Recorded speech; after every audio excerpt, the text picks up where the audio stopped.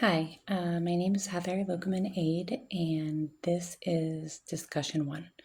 A little bit about myself. I live in Fenton, Michigan. I'm married. I have two boys, ages 8 and 13. I am at school because I wanted to get a better understanding of children and how they learn and how to respond to them and some of their things, some things that they need. As far as career aspirations, I'm not sure. So I'm almost 50, and I think I've pretty much hit my career aspirations. I started this journey because I was the children's storyteller with the Genesee District Libraries for just close to 6 years. And I wanted to be more effective, and I wanted to find out what would make me better at that job. And then in doing that job last year, I had to leave in order to finish this degree because of practicum. So I don't know if that's irony or what. I am from Flint, Michigan, and I've lived way up north for probably middle school through high school. And where do I hope to be?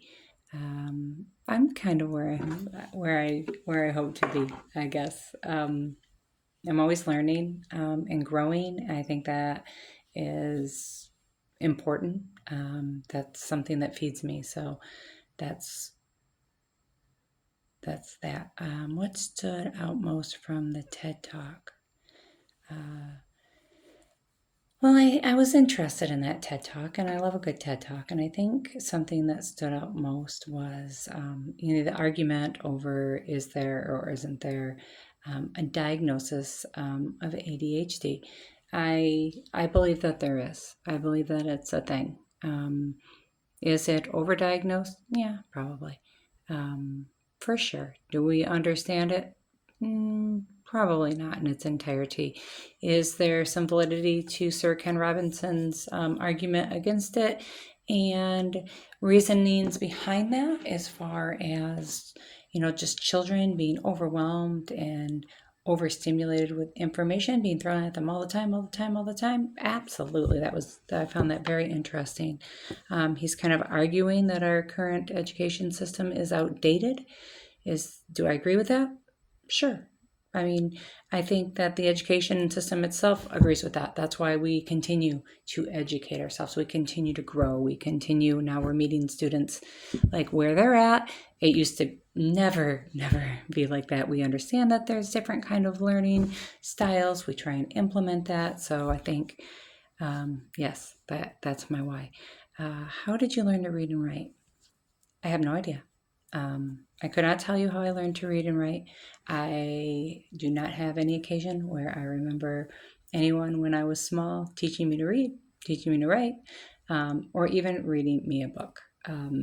So I can't really answer that for you correctly. I know that I learned to read and write. I actually do it very well. So it happened. I'm not going to deny that. And I'm probably have to write more about this in my essay that I've been working on. So I have been giving it quite a bit of thought.